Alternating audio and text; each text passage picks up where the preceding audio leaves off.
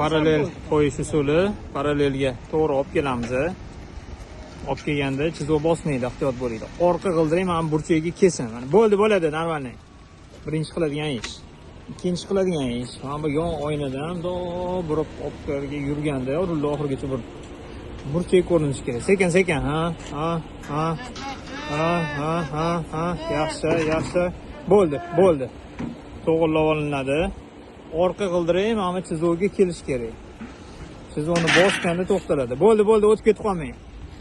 Endi mana ikkita g'ildirakni qarang, ham oq chizuvga tushsin. Mana orqasi tushdi. Oldi ham keldi, mana parallel qo'yildi. Bo'ldi, endi olib chiqib ketavering. Chiqayotganda mana bu burchak bosilib qolmasin. Mana shunga e'tibor beringlar. Mana bosilmadi, yaxshi bemalol chiqib ketildi. Svetofor qizil ishorasida to'xtab, keyin qoida bo'yicha o'ngga pоворотni yoqib ketiladi. Oxirgi vazifa, mana e'tibor beringlar. Mana bu chizuvga bosmasdan chiqish kerak bo'ladi. Pоворотni yoqiladi oxirgi. Mana Gurzovoga kirib ketmaysizlar.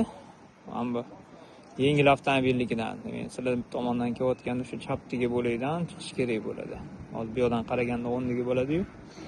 O'sha mana burchakda chizuv bosilib qo'ymasin. Svetoforimiz yashil yonmoqda hozir. Sekin pоворотni yoqib chiqiladi.